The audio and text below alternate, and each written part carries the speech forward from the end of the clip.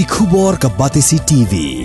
Lawan ra ashapi dak Orange Nissan Looms Hope Ho near Fire Brigade Shillong, ringkat bat ka M Crown Hotel Kendailat Shillong, ka Three Olives Restaurant, balak play nakbentaban Shakriya P, hapo ka Ïada jong ka Bio Bubble Antivirus Coating, ringkat ka Cosmic Kingdom, ka Jakai lekai bapaw ha Shillong, balayada na ka Bio Bubble Antivirus Coating, balale da ka Meva Enterprise.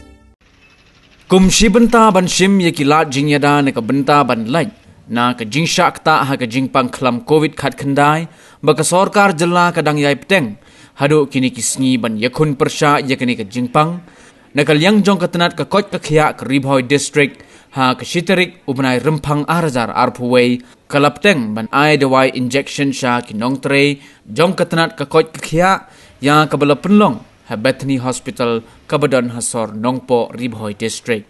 Ha kabasdang ban Ïada injection ya ki Nongtrei jong ka Bethany Hospital Nongpo, la sakhilang ru da ka Deputy Commissioner jong ka Ribhoi District, ka kong RM Kurba, ka District Surveillance Officer jong ka Civil Hospital Nongpo, ka Dr. AJS Imle, bat kuntub ru ya ki Dr. bat ki nurse, lem bat ki Nongtrei jong ka Bethany Hospital Nongpo.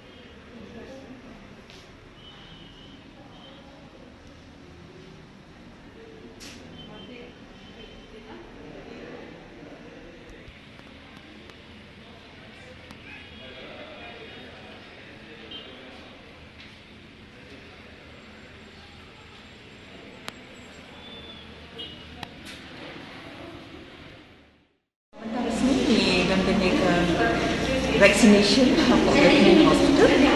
The total registered 182 health workers in I-76 health workers. Di mana sedang dari health General Institute ini proportional, but nanti ada observation.